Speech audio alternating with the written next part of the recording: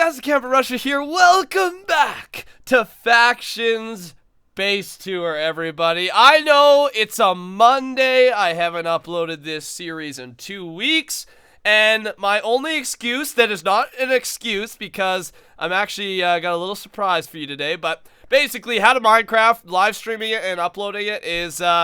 it's been weird working around that time and working around how that's all working out. So I'm sorry about that. I'm kind of getting used to that and the schedule with it, but I'm done with it. I'm done slacking on the Base Tour show. It's back every Saturday, 10 p.m. Eastern. Tune in, Base Tour's back. Today we are on Factions Red here on pvp.thearchon.net, looking at the faction Ethereal. And ladies and gentlemen, as a reward for me missing so many Base Tour episodes and, missing the last 2 weeks, I think it is, and uploading on a Monday, like this is so random, I'm coming at you with one of the coolest, richest bases we have ever seen in this show. So, every single episode I ask you to name this base. Last episode, the base was called, from Pro Hockey Crafter, call the base the Hulk, because it is on the green server, and the Hulk was made in an experiment gone wrong. Savage comment, but I think the base we last toured was rated an experimental base that really, I don't think worked out, unfortunately. And but this base may be the exact opposite. So starting off here on Factions Red, we are at the top of the Nether. Lots of sand walls. That's the way to do it in the Nether, because you can't gen walls. You have to manually place. So you might as well place sand. And it's actually easier to place the sand because you can just drop it from the top. But not a huge, well, actually a pretty good amount of walls if you consider that these are sand walls. Every single block here placed is hand placed.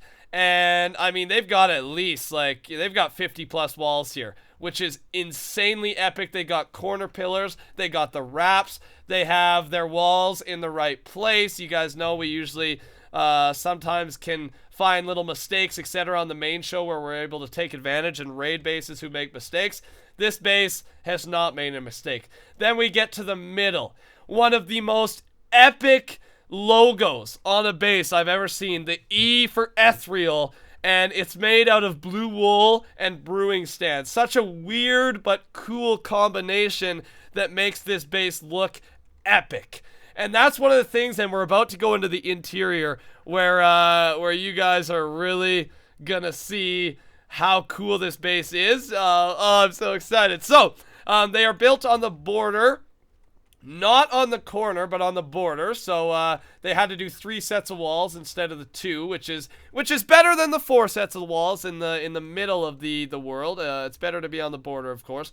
But that is their defenses. Very nice looking defenses. The blue really blends in well with the logo, and it actually is a very defensed base because of the sand walls. Everything is hand placed. Very good exterior. Now, into the interior. Welcome to the inside of Ethereal.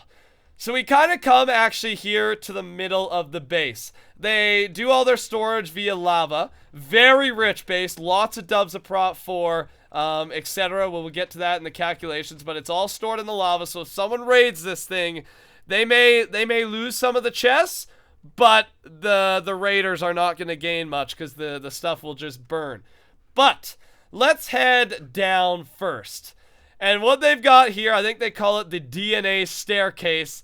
These are all of their iron golems. And you could go, as you go down this staircase, all the IGs. You go in a circle and you look at them. Look at the amount of IGs. They are all spread out. We will get an exact calculation, but I think it's over 300 iron golem spawners is how many this faction owns. You get down to the bottom, and this is where they sell all of their stuff. This is how they get so rich. Look at all of these chests. I don't know if they actually ever get full because there's so many of them. This is not storage. This is for selling. It looks like, I don't know where it all starts, but obviously they have a better idea than I do. Here we go. Here's some of the iron here. But yeah, it looks like it starts at the bottom. They can AFK probably 4 days, 3 days straight, and this thing still probably wouldn't fill up because there's so much room, which is so much more efficient than just having storage where it maxes out. Like say you AFK overnight and then the storage maxes out, so you're actually, the AFK near the end of the night actually isn't doing anything. This is the most efficient way to do it. Have extra storage for the iron, for the, you know, the mob drops, rather than not enough storage. Very, very cool. This is their Iron Golem. They focus heavily on their spawners, heavily on money making, and that is maybe why this is one of the most prosperous bases we've ever seen on this show. Now, heading up to, I didn't even actually see this area. This is a middle raid drop-off, maybe it looks like. Raid drop-off area.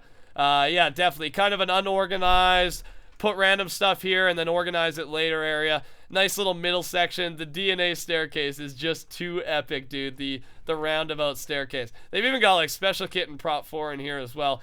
Heading up, you can take a different staircase down to that floor, back to the main floor we were just at, and then up here it looks like you have to access it via Ender Pearl, which, fine by me, it's a cool tactic. And we get up here to the secondary spawner room. Again, heavily focused on spawners, these guys are. Tons of creeper spawners and tons of pigment spawners. These guys have so many spawners, it's insane. They come up here, it's made out of different colors of glass, but the color scheme is nice as the yellow and green mix and match perfectly. Their AFK machines, very, very simple, as you can see. You just stand on the edge. You guys know how these ones work, and it just goes up and down. Very, very easy. But yeah, usually when we come to one of these bases, and this bridge looks so cool as well. It blends in with the roof, and it's like easy to go back and forth through the AFK. They did it so well, dude. The design is so nice. Usually when a faction, like down below we saw, they have tons of iron golems. Usually a faction will focus heavily on that, and then their creeper or you know, zombie pigment or blaze will be much weaker and will be much less focused on. But in this base, they focus heavily on everything, which is so awesome. Again, another reason why they're killing it. Their ability to focus on spawners is amazing. Now, probably my favorite part, and you just got a glimpse of it, is the bird's eye view, the eagle eye view of this base. Look at this. The never-ending pit. It looks so cool, and I think that's the reason they did this open middle here, is because if you look down, it just looks endless. It looks like it just goes down and down. I've never seen a design like this. You wouldn't even think that's a staircase. You think it's just a drop-down hole, but then you come down and it's a staircase and you get down to the lower. It's so trippy, dude. This base is, again, I've said it so often, but it's one of my favorite bases. Keep in mind, excuse me, we're going to talk to these guys briefly and then go into the calculations.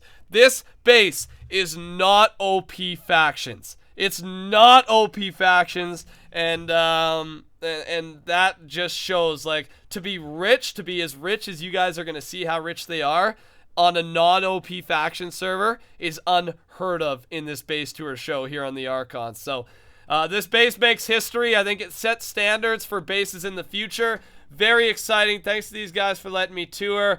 And I just love doing this, dude. I love doing it. It's so trippy. Go up, and the render distance, it just makes it dark and, you know, dark down there, so it feels like a bottomless pit. Either way, let's get in a call with these guys.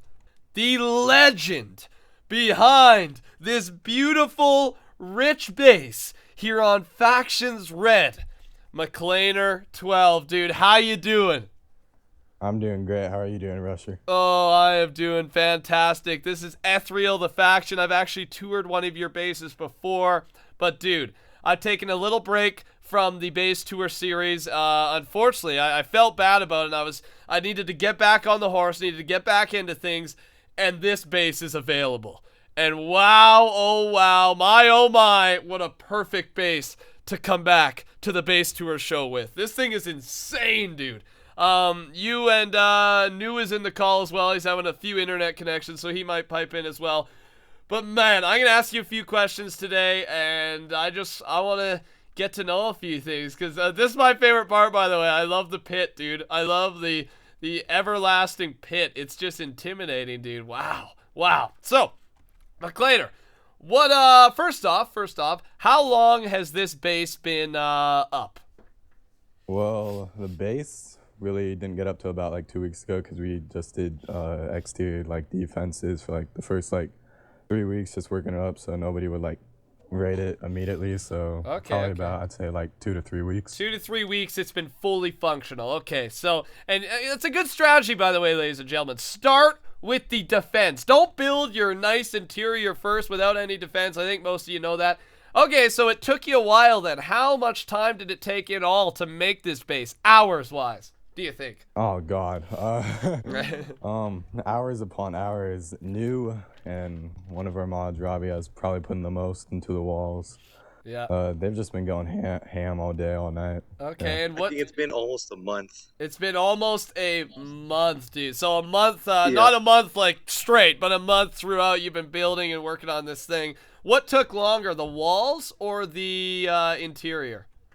Oh, definitely the walls. The walls. The walls, for sure. Yeah. Okay. Cool, dude. Well, man, I think the hard work paid off. This is one of my favorite bases on this show, and again, really hyped. Thanks again for letting me tour this, guys. So, all right, let's get into some unique questions here.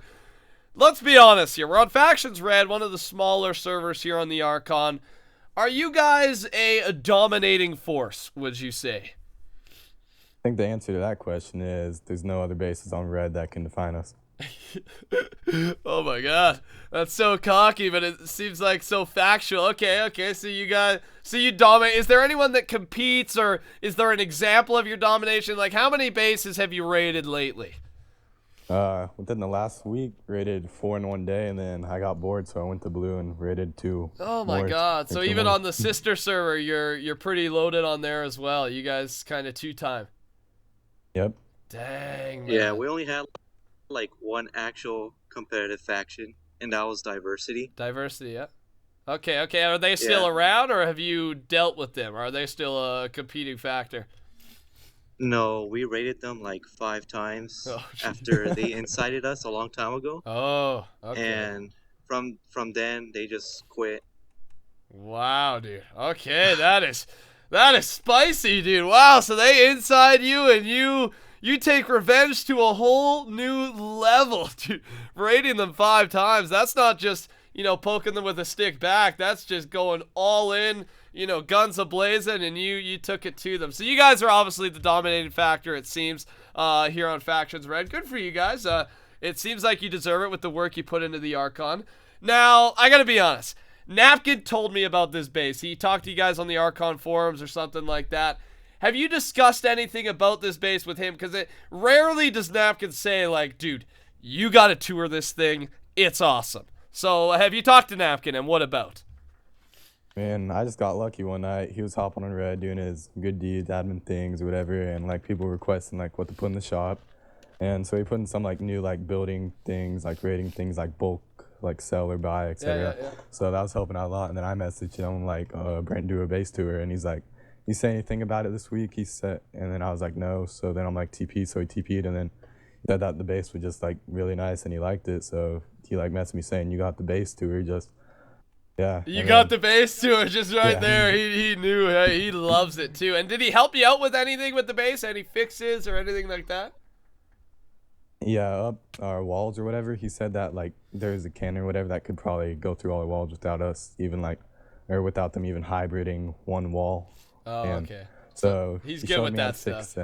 Yeah. Okay. He showed me how to fix that, and then he also messed around with some brewing stands. So he wanted to like put it on top of the lava. I was like, no, I'll just make a big E out of it on top. Yeah, the big E. So the E was inspired by Napkin's brewing stands.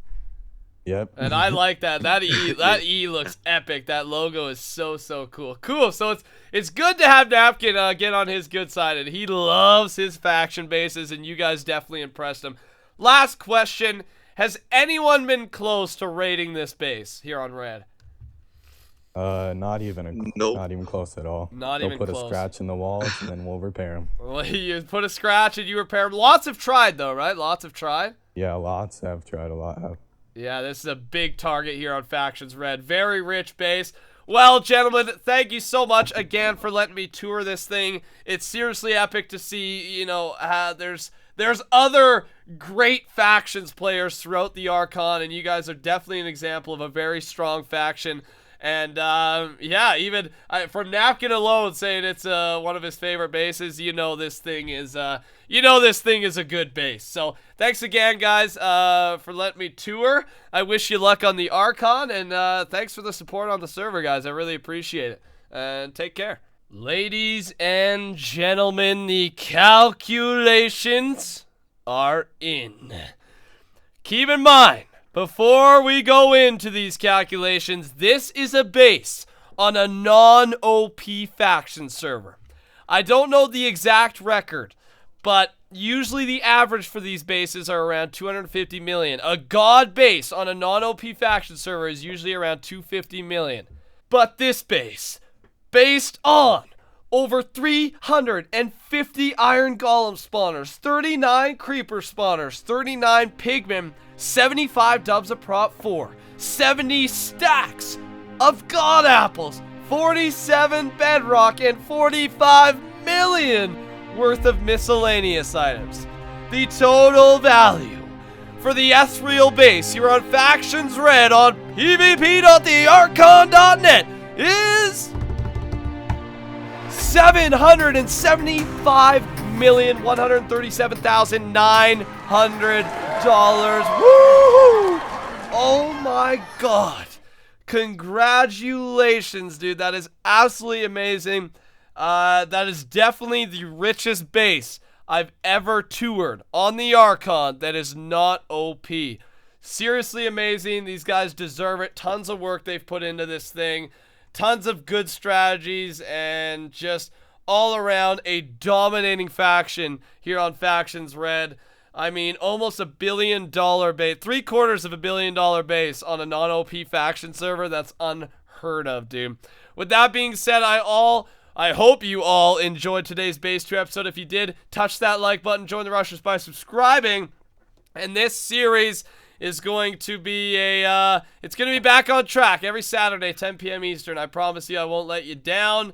And yeah, super excited. Super excited. I love this show. I love touring. I love seeing what kind of bases people can build here on the Archon. And there it is. If you want to apply to be on the Base Tour show, leave a comment down below with your faction name and your faction color here on the Archon. With that all being said, have yourselves a beautiful evening, and I will talk to you all later. Goodbye.